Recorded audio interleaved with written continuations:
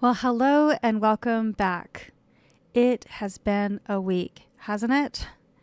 This has been a week of significant impact for so many people. I confess that I recently re-listened to the episode that dropped last week. I know that I told you that I'd be talking about goal setting for the whole month of January. You guys, if you can believe it, it is still January. This has been the longest month ever. It is still January. But as I listened to that last episode, I thought, this just feels so out of touch. I need to do more. So instead of talking about goal setting today, we're going to be talking about empathy. Specifically, we're going to be talking about the personal impact that all of the political changes have had on, well, our country at large. So I just wanted to share a few things about that. So this is just a trigger warning for you. I know a lot of you are very sensitive to this. You're already feeling overwhelmed. If you are feeling overwhelmed, take some time for you. You can come back and listen to this later. My intention is to create connection and hope, to help us to better understand each other, to help us to see the impact that a lot of these policies have had on individuals, their families, their communities. And so I'm not trying to focus on the doom and the gloom, but I do believe that we can create lasting impact through that connection, through that community, through that empathy. So before I jump into today's episode, I just want to take a minute to tend to both my nervous system and yours. So take a little moment to just kind of check in with your body. Just check in with your body, notice what's happening, put both of your feet on the ground, and just feel for a minute. Notice if there's any places of tension. Notice if there's any places where you're feeling tight. I know often when people are experiencing overwhelm, their mind is so busy that they forget to check into their body. So notice. Notice if you're feeling thirsty and if you need a drink. Notice if your body needs to move. Take a minute right now to just check in with your body to see what is needed. Now, for me, when I'm feeling overwhelmed, I notice that different parts of my body kind of clench up. So what I like to do is just consciously touch myself on different places on the body just to help it to relax a little bit, to remind my body that, hey, it's okay, just to kind of tend and befriend to my body. So if you're watching me on YouTube, you can follow along. If you're just listening, then I'm going to be explaining what I'm doing. But we're just going to kind of focus on a few different body parts and just kind of remind them to relax. So we're going to start by having you touch between your eyes, right between your eyebrows. Notice if your brow was furrowed and just kind of feel those little micro muscles relax. Next, move your fingers to your jaw. Feel your jaw relax. Notice if you were tensing your jaw. And see if you can relax just each of these that we're touching. Just see if you can relax them by just 1%. Just a little bit. Next, touch your neck and your shoulders. Again, notice if they've been feeling clenched, if they've been feeling tight, if your shoulders are kind of hunched up in tension. And just kind of send them some love and remind them to relax. Maybe you want to even roll your shoulders back a little bit. Okay, next, just kind of touch your back. A lot of you carry a lot of tension in your jaw, your shoulders, your back. You're literally carrying the weight of the world. So we're just going to remind it to just relax. Okay, next I want you to put your hands on your belly and notice what's happening there. Notice if you're feeling hungry. Notice if you're feeling full. Notice if you're feeling nauseous. But send some love to your belly. Okay, next slide your hands down to your hips and remind them to relax. Maybe you kind of want to wiggle around a little bit to loosen them up, but allow your hips to relax. Okay, next slide your hands down your thighs to your knees. Sometimes for me when I'm feeling stressed, then my legs start to get really tight. For me, that's where my stress starts, is in the legs. So just notice where your stress starts for you and just ask your legs to relax. Okay, next, if you're super flexible, you can do both feet at once. Maybe you want to sit crisscross. Maybe you want to do it 1 foot at a time. But send some love to your feet. Maybe you want to rotate your ankles, wiggle your toes. But relax even all the way down to your toes. Okay, now put both feet on the ground. I'm going to have you put one hand on your chest and one hand on your belly. And we're just going to breathe for a minute. Okay, I want you to breathe all the way down to your belly. So inhale through the nose and exhale. Big inhale. And exhale. Okay, one more time. Big inhale. And exhale. Thank you. So unless you have been living under a rock, you know that this last week in the US has been chaotic, to say the least. And I know that the empaths and the highly sensitive people are feeling this the most. I wanted to check in with you, so I asked on my social media. If you aren't following me on social media, come and follow me there. I am on YouTube, TikTok, Facebook, Instagram. You can find all my socials in the show notes. But I asked on my social media, I said, how are you? And how have the last 7 days directly impacted you? And I wanted to share on here some of the answers that I received. I'm sharing this because I know a lot of you really do feel the weight of the world. Sometimes we only see things that impact us directly. And I know a lot of cognitive empathizers also listen to this podcast as a way to deepen their own awareness. So I'm going to just share with you a few of the things that were said on my social media about how this last week has impacted them directly. I hope that as you listen, it's going to help a lot of you to not feel so alone. Sometimes the overwhelm comes from feeling like we're the only ones being impacted. So I hope that as I share these things, it's not only going to create empathy for others, but that it will also help you to feel that sense of community and connection. Okay, one person said, my husband's job isn't secure. My state overturned gay marriage. I don't know yet what this is going to mean for me and my family. Our school is losing funding for its free and reduced lunch program. Me and my husband both work remotely for different installations. Right now, we're trying to decide who will keep their job and who will quit so we can stay together. Our daughter just lost her job on campus. It's research-based, and they get samples from the federal government. Her summer internship is also on hold. It isn't giving her a lot of hope for her upcoming graduation. My son is in a Title I school and has an IEP, and I'm terrified. The impact is harsh and painful. When the community is hurting, it impacts us all. I'm dealing with the emotional fallout from trans clients and friends, potentially losing health insurance for me and my kids. Emotionally, I am just so drained from empathy overload. I'm trans and leaving on a trip out of the country, and I don't know yet if I'll be able to leave the country or return to this country with my passport. I haven't been taking very good care of myself lately. I'm not working out. I'm not doing much of anything. I'm just in overwhelm. Here in Oxnard, California, we're witnessing a heartbreaking crisis that is tearing our community apart. ICE agents are positioning themselves outside of our elementary schools, approaching and questioning parents. They've stopped coming to school out of fear. Immigrants are leaving the fields and food is going bad, which will be increasing our food prices. My state just voted to have school boards politically affiliated, and that terrifies me. My kids are not safe. I have to let ICE in to take my students. My kids with disabilities are losing their IEPs and 504s. My hungry students are losing their free lunch. We are living in a dystopian nightmare.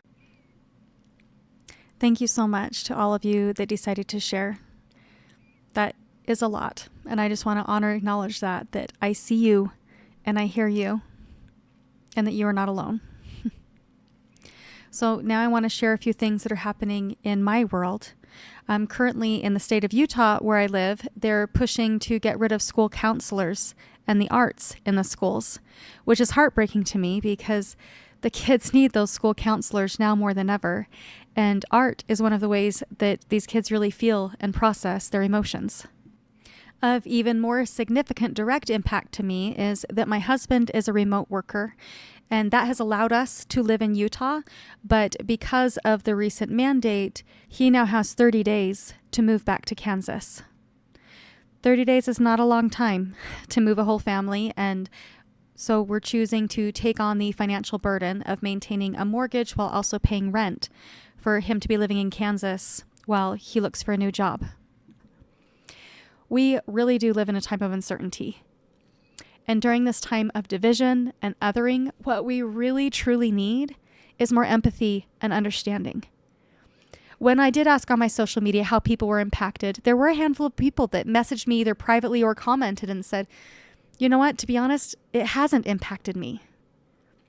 And I'm grateful that you haven't experienced significant negative impact. And I'm grateful for you for listening here so that you can better understand how these different changes have impacted individuals in your community. When I was feeling especially low this last week, I'll be honest that I considered taking a break from the podcast here. I considered putting it on hold. It just seemed like every day was just too much to process all at once. And it was interesting, right? Because I knew that I've actually successfully done 2 significant moves across the country and been able to post at least 1 episode, sometimes 2 episodes a week for 145 episodes. And I was able to plan for that and do that. And so it was really interesting for me to see, wow, how interesting that I was able to manage my nervous system then and all of the impact now and how that impacts you and your nervous system. So, you're not alone. I am right there with you trying to learn how to navigate all of this. Some days, the best I could do was just sit on my couch and overwhelm. And I'm not going to dismiss that, and I'm not going to shame anyone in that position. I truly believe that because I was able to sit in that space and just be okay with not feeling good, that I was able to process that faster and work through it faster so that I can do things that are a bit more productive and be able to, or more supportive essentially for what it is that I'm trying to create. So if that's you, if right now the best you can do is just sit on your couch, then good for you for knowing what it is that you need right now. It is understandable for you to be in overwhelm right now, considering everything that is changing so quickly. And I also want to encourage you to find those safe spaces to connect. That's how we're going to get through this. That's what I'm hoping to build here, is a platform where you can feel seen, where you can feel heard, where you can feel acknowledged, where you can feel safe and at home when everything is pretty chaotic. I know that for myself on day 1, when all of the orders were being announced, I really could feel myself shutting down and pulling away. I wanted to be informed, but there were so many things going on for me, right? So it's that struggle of how do I remain informed while also maintaining peace? I found myself refraining from reaching out to friends or family because I wasn't quite sure how they felt about these issues. And I think that that's totally normal, right? Sometimes we pull in to kind of assess what it is that is needed and assess those safe places, see where we can reach out. And my goal and intention is to make this a safe place for you. I want to be that safe place for you. The stress response is fight, flight, freeze, and fawn. And the recovering people pleaser in me, it didn't want to cause any waves. It didn't want to upset people. It didn't want to make anybody mad at me, right? I didn't want to upset others by sharing my overwhelm. But now I can see how healing actually sharing your experience can be. Last night, I attended my first LGBTQ collective meeting here in my county, and this is a group of educators, therapists, pastors, allies, and queer members of the community, and whoever wants to attend. So if you live by me, let me know. I'd love to see you at a meeting. But the purpose of this meeting was to create safe spaces for feeling and processing so that we could more consciously move forward and create safe spaces for other people that are struggling in our community. Within the first few minutes, I confess I was really brought to tears to hear about other people's experiences. One queer couple has decided to move to another state, hoping to find more acceptance there. Another from our local women's shelter shared that their funding had been frozen. School counselors were sharing the fears of their students in regard to ICE and what that might mean for their families and for their communities. Therapists shared about how their clients were fearful of if they'd even be able to afford therapy due to these proposed changes. And when you hear these things, when you hear the direct impact that it has, the significant impact that it has on individuals, it's easy to become overwhelmed. And also, it was so refreshing to be in that space and to witness that level of love and support and empathy in that room. It really can be a challenge to find that balance between keeping your peace and remaining informed. And sometimes it really is hard to move forward. So what I would say to you is check in with yourself. Check in with yourself and see what is needed. Make sure that you're eating. Make sure that you're getting enough water. Make sure that you're getting at least some sunshine each day. Sometimes, even though it's really uncomfortable, sometimes watching the news is what is needed. Sometimes being informed is what is the most needful thing in that moment, even though it's uncomfortable. And also, maybe sometimes the most needful thing is to just unplug, to just take some space and create some distance there. It's kind of like drinking out of a fire hose right now, and the overwhelm totally makes sense. So tune in with yourself and see what it is that is needed and take breaks accordingly. A sweet friend and listener wrote me a message after hearing about my family's plight. So, hi, Jan. I totally love and appreciate you. But she offered me love and support in this message. And I love that she was reaching out to be so encouraging to me during this time. And she gave me a reminder. She said, hey, it's okay to take breaks when you need to. And she said, remember that even Jimmy Fallon takes time off and plays reruns. Nothing like tuning into the Tonight Show for a little levity in the middle of January and hearing him talk about the upcoming election or Halloween. And you know what? She's right. So I am in the same boat as you guys, and I don't know what's going to happen moving forward. So I'm just going to kind of feel it out, especially over the next 30 days as my family's experiencing major transitions. There might be an episode, there might not be, but I'm hoping within 30 days things will settle and things can be a bit more consistent. But if you are listening to a replay, just know I'm still here for you. I'm still here for you. I know that right now what it is that we need is more kindness, more patience, more sympathy, and more empathy. And these are all gifts that you have as my listeners. You are all the empaths and the highly sensitive people, and we need your gifts now more than ever. I know that as you work to love and nurture you, it's going to have a significant impact on the world around you. It's that ripple effect. When we do the work for us, it has that ripple effect to help other people. Your sensitivity is a gift. And I know that your overwhelm right now is probably saying that your sympathy and that your empathy and your sensitivity is the problem. It is not the problem. It's the solution. And I want to show you how to move that out into the community, how to create more sympathy and empathy for other people. And because of that, if you are someone who has been directly impacted by these orders, I want to offer you a discounted rate on my services. So please come and reach out to me. Let's talk about your situation and let's get you the help and support that you need right now. Additionally, if you are somebody that's wanting to know how to help, and if you feel led and inspired to, please check out the link in the show notes where you can make a donation to sponsor a client. I would love to fill up my schedule with people to help and to serve, and any size of donation can help with that. We are going to get through this. And our empathy and sensitivity can be a catalyst for change. So I love you guys. Truly. You're not alone. And additionally, I would really, truly love to get emails from you. I want to know how you are being impacted. I want to know what's going on for you in your state, in your county. I want to know the impact so that I can better show up for you here on the podcast. So please send me an email. Tell me how you're doing. I would really love to hear from you.